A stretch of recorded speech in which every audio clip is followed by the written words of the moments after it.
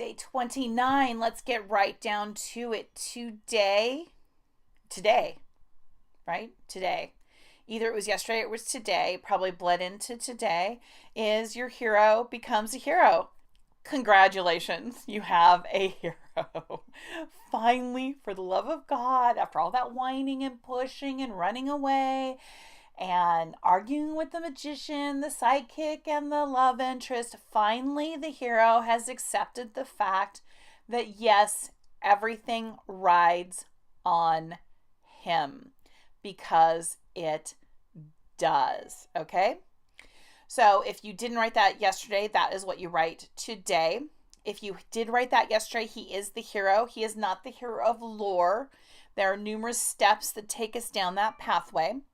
So once again, he is going to probably have a battle sequence, and this can be an argument, a verbal argument if you're doing an emotional story. If it's a romance, it is a having a fight with your boss kind of thing.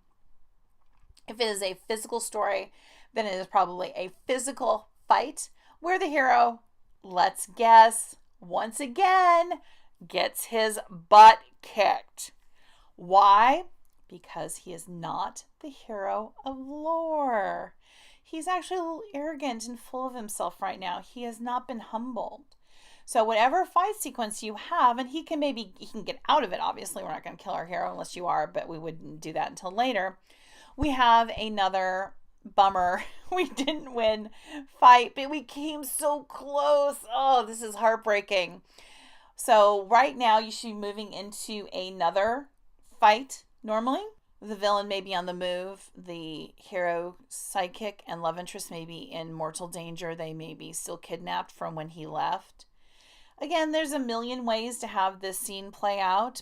This is when the hero is perhaps at his best, perhaps maybe a little cocky. He maybe needs to be knocked down a peg or two, and that's what this battle does for him, is remind him that he is not all that, even though he would like to be. We are moving so much into the climax. Again, you should be where you should be. If you're not, we should have definitive plans how to get there. One more jump, one more warp speed race, one more thing to get us there. We don't have a lot of time. Many times our subplots are wrapped up by now. Certainly we're not starting anything new. This is all wrap up. You should have set everything up before this. This is the dominoes. We're not laying really any more dominoes. We've set the dominoes up and we're about to knock them down. So let's take a look. Examples. Terminator is a fantastic example. Hopefully you all are familiar with that. Terminator at the end, when they have gone through a fairly prolonged chase with the villain, Arnold Schwarzenegger, the Terminator. They are in, Kyle gets injured during that, and she's dragging him along, and he's injured.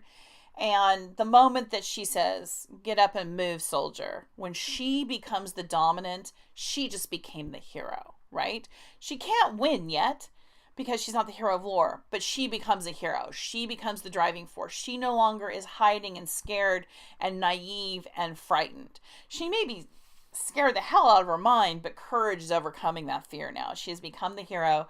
She's driving the defense right now. Kyle is disabled. Her magician lover is disabled at this point. She has to step up and take over. And then, of course, Kyle is killed, and so she really has to. But even before that, that is the moment that she became the hero that needed to win.